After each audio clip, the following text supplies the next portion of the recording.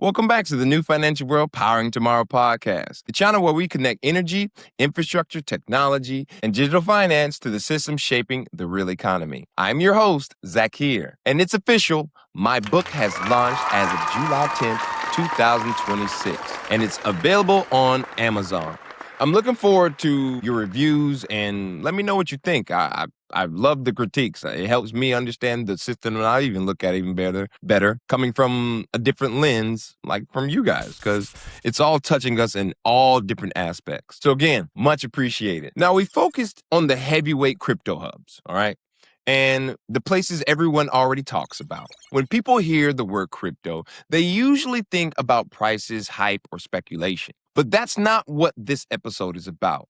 Today, it's simple, okay? Crypto adoption doesn't start when things are going well. It starts when existing systems stop working efficiently for the people. And when banks are slow, when currencies lose value, and when moving money becomes expensive or restricted, people don't wait for permission, they adapt. Now, that's what I mean by crypto happens where the system breaks. Not collapse, not chaos, just friction. Today, we're looking at the parts of the world where that friction is highest and why crypto adoption is growing the fastest. But first, like always, people, quick disclaimer. This show is for educational, informational, and entertainment purposes only. Nothing you hear should be considered financial, legal, or tax advice. Always do your own research and consult a licensed professional before making any decisions. All viewpoints on this channel are my own and are not of those of any employer or organization. Now, let's dive in. These regions are not dominating global hash rate or venture headlines yet, okay? But they are quietly shaping the next wave of users. The pattern is clear. Retail adoption where currencies are unstable. Institutional adoption where regulation is clear. And bridge adoption where remittances matter most. Now let's break all this down, okay? Because if we go to Africa, all right, and we look at across Nigeria, South Africa, Kenya, Ethiopia, and Ghana, okay, crypto adoption is overwhelmingly retail driven. And this isn't a speculation culture. It's a survival economics. People use crypto for everyday uses like remittances or inflation hedging and savings in dollar-linked stablecoins. Peer-to-peer commerce, dollar access where FX is rationed or restricted. Nigeria remains one of the world's highest usage crypto markets, with tens of billions in on-chain value flowing through in a single year, driven by currency devaluations and USD access issues. Ethiopia is emerging as a Bitcoin mining story tied to a hydroelectric power, while South Africa and Kenya are maturing into fintech and institutional gateways for the region. Continent of Africa's crypto story is simple. Demand first, regulation second. People adopt because they need alternatives. Regulators are now trying to catch up. Now let's look at Japan, because Japan is almost the mirror image, all right? This is a regulation-first, institutional-led crypto market. Crypto is fully legal, exchanges are tightly supervised, and policymakers are moving toward treating major assets like traditional financial products. A major tax overhaul planned for 2026 would introduce a roughly flat 20% tax on eligible crypto gains and align treatment with securities. A clear signal in that crypto is being pulled into the mainstream financial frameworks. Tokyo is not a mining hub. High energy costs make that impractical, but it's becoming a center for liquidity and order book depth, regulated exchanges and custody, institutional compatible products, and compliance rails. Japanese crypto market is slow, controlled, and extremely deliberate. And that's exactly how local regulators want it. Japan represents a very different crypto model from Africa and South America. In Japan, crypto doesn't grow because the system breaks. This is a country where banking works, the currency is stable, and the institutional trust remains high. So adoption doesn't start at the grassroots. It starts at the regulatory and banking layer. That's especially clear when you look at stablecoins, all right? Japan has effectively decided that if stable coins are going to exist, they must be yen-dominated, fully regulated, issued by a licensed entities, distributed through approved financial channels. As of late 2025, the yen stablecoin landscape looks like this. Issuance. Who is allowed to create yen stablecoins? Well, JPYC Inc., the first FSA licensed issuer of a yen-pegged stablecoin, operating under Japan's strict payment service framework. Now, Japan's big three banks, Mitsubishi Financial Group, Sumitomo Mitsui Financial Group, and Mizu, running joint pilots on the Progmat tokenization platform, SBI Holdings and Startel, targeting yen stablecoin issuance by Shinsei Trust with a project launched in 2026. Distribution. Who moves the stablecoins through the system? Importantly, issuance and distribution are treated as a separate role. That's where Ripple comes in. Ripple is not issuing a yen stablecoin. Instead, through SBI VC Trade, it plays a distribution and settlement role, including plans to support RLUSD, their stablecoin, a US dollar-dominated stablecoin targeted for rollout in 2026. This distribution matters. Japan is not experimenting with permissionless finance. It is modernizing financial plumbing without changing who controls the valves. Now, understand this, that crypto in Japan behaves less like disruption and more like a software upgrade to existing institutions. That's why adoption is slower, quieter, and more conservative, but also far more durable. Now, in Australia, crypto sits comfortably inside a broader fintech ecosystem. Sydney and Melbourne have become testing grounds for regulated exchanges, stablecoins integrated with payments, tokenized assets, compliant DeFi experiments under licensing rules. Regulatory clarity is improving,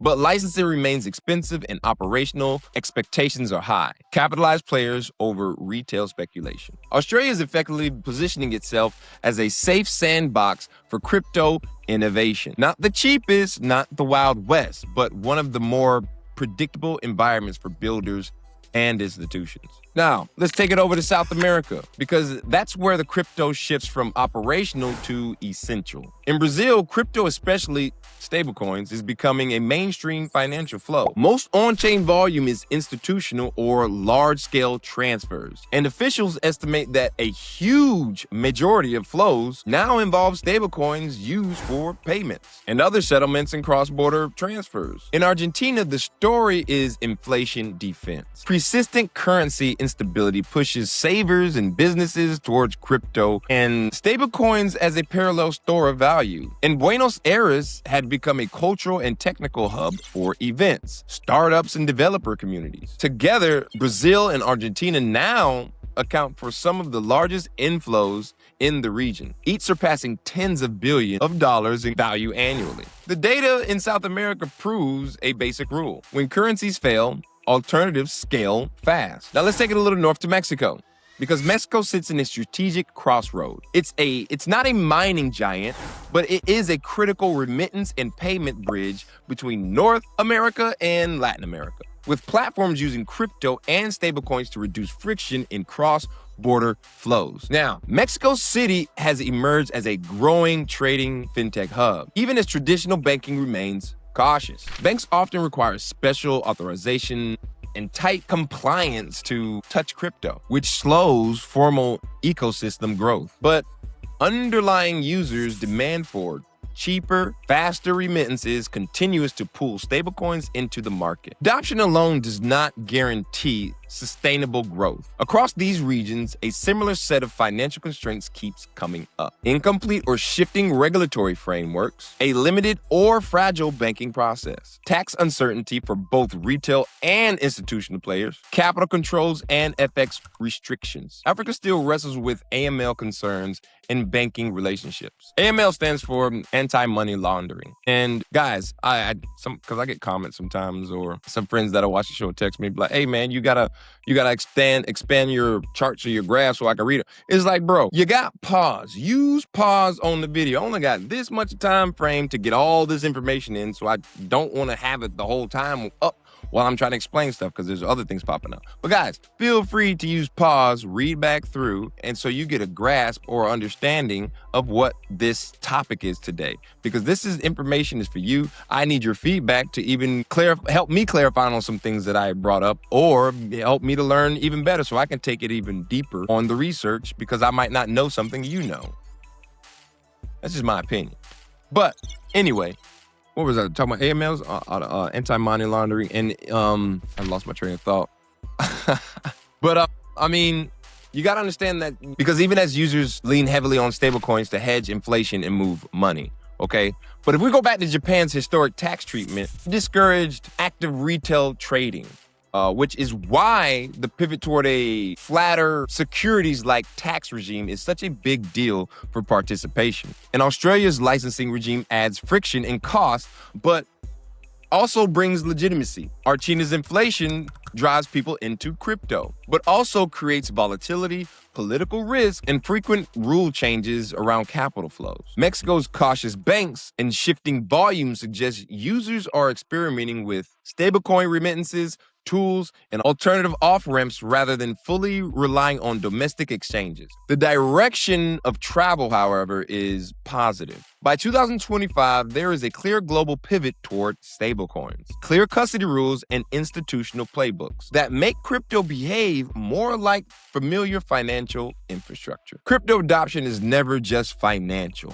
It is also deeply electrical. Mining in these regions remains limited relative to North America and parts of Eurasia, largely because grids are weaker or underbuilt. Power reliability is inconsistent. Energy policy is highly sensitive to public needs and politics. Africa has enormous renewable potential, especially hydro and solar, but grid constraints and competing development priorities that keep the countries from scaling industrial mining, with a few exceptions like Ethiopia's hydro-linked project. Japan's high energy costs and dense grid make large-scale mining economically unattractive, even though its financial markets are open to crypto exposure. Australia balances abundant renewables with ESG pressure and policy debates about how much capital should go to heavy industries versus households and exports, while Argentina's energy instability and subsidy politics limit reliable expansion. Mexico has a pocket of cheap power, yet permitting regulation and political risk make large, visible mining operations hard to scale. The deeper pattern holds. Crypto does not just go where energy exists. It goes where energy is reliable, cheap, and politically tolerated. Here's the optimistic takeaway. These reasons show that crypto is not just a playground for financial entities or elites, or tech-first economies. Africa demonstrates financial inclusion at scale, leveraging crypto and stablecoins as an everyday tool. Japan proves institutional crypto can coexist with strict, mature regulation. Australia shows how regulatory clarity can foster careful but serious innovation. South America highlights crypto as a living inflation defense and payment rail. Mexico illustrates how crypto can quietly upgrade cross-border money movement. Globally, the momentum is clear. Crypto is becoming more regulated, more energy aware, and more utility driven. Not louder, not adding more hype, but useful. Where's the utility? And that's how the real system evolves. That wraps up this episode of the New Financial World Powering Tomorrow podcast. If this helped you expand how the world interacts with crypto beyond the headlines, share it with someone who's still focused on price charts instead of the system. And again, I want to thank everybody for taking the time to purchase the book. Don't forget to leave a comment. Again, we're going through a rebranding phase right now. That's why I haven't put the website up yet. The website is actually under construction right now because we have a bunch of different projects coming through the New Financial World. We have some other exciting news coming out here soon. And I'm looking forward to see you guys in the comments after this episode. So, again, until next time, learn, adapt, and prosper. And as always, stay energized.